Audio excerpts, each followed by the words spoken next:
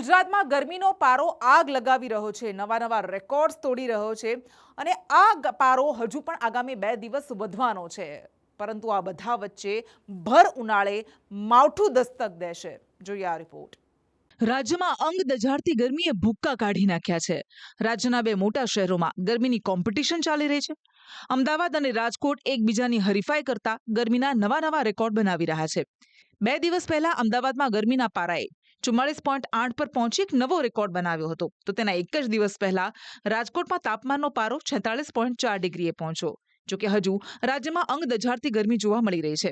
હવામાન વિભાગે 2 મે સુધી સૂર્યપ્રકોપની આગાહી કરી છે, પરંતુ રાજ્યના નાગરિકોના માથેથી આકાશી મુશ્કેલી ઓછી નથી થવાની.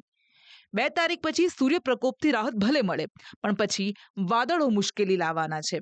એટલે આગામી 3 થી 7 તારીખ વચ્ચે છૂટાછવાયા વરસાદની આગાહી કરવામાં આવી છે. હવામાન નિષ્ણાંત પરેશ ગોસ્વામી કહી રહ્યા છે કે 3 થી 10 મે સુધી રાજ્યમાં કમોસમી વરસાદ પડશે. આ અસ્થિરતાને કારણે 3 મે 2025 થી લઈ અને 10 મે 2025 દરમિયાન રાજ્યના મોટાભાગના વિસ્તારોની અંદર માવઠાના વરસાદ પડશે અને અમુક જગ્યાએ કરા પડવાની પણ શક્યતાઓ દેખાઈ રહી છે. ખાસ કરીને આ 3 થી 10 મે દરમિયાન જે અલગ અલગ વિસ્તારોમાં માવઠું થવાનું છે તેમાં મોટાભાગના સમય એવા હશે કે જેમાં બપોર પછીના સેશનની અંદર માવઠાના વરસાદો જોવા મળશે અને ખાસ કરીને આ માવઠું છે રોજ એક વિસ્તારમાં નહીં પણ અલગ અલગ વિસ્તારોમાં જોવા મળશે અને સૌથી વધારે આની તીવ્રતા છે એ ઉત્તર ગુજરાત, પૂર્વ કચ્છના ભાગો અને સૌરાષ્ટ્રના ભાગોની અંદર જોવા મળે તેવી શક્યતાઓ છે. ખાસ કરીને ઉત્તર ગુજરાતના જે ભાગો છે એમાં 3 અથવા તો 4 તારીખથી જ માવઠા પડવાની શરૂઆત થશે અને એમાં વાવ, થરાદ, બનાસકાંઠા, સાબરકાંઠા, પાટણ, મહેસાણા જેવા તમામ વિસ્તારોની અંદર આ માવઠું થઈ શકે છે.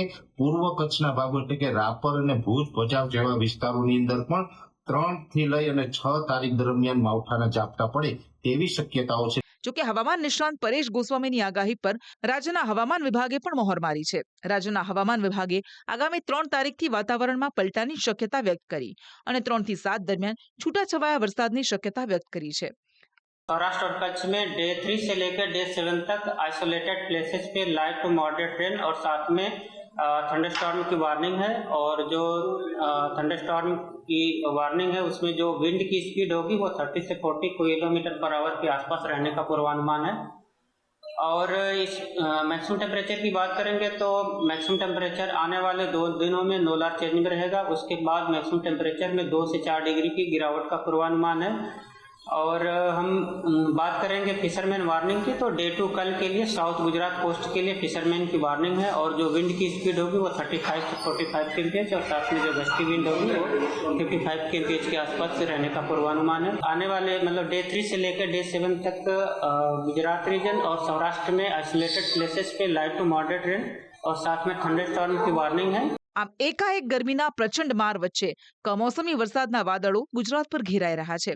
જોકે વાતાવરણમાં આવેલો આ પલટો પ્રી મોન્સૂન એક્ટિવિટીને કારણે છે, જેના કારણે હાલ કમોસમી વરસાદની આગાહી વ્યક્ત કરાઈ છે. બ્યુરો રિપોર્ટ, સંદેશ ન્યૂઝ.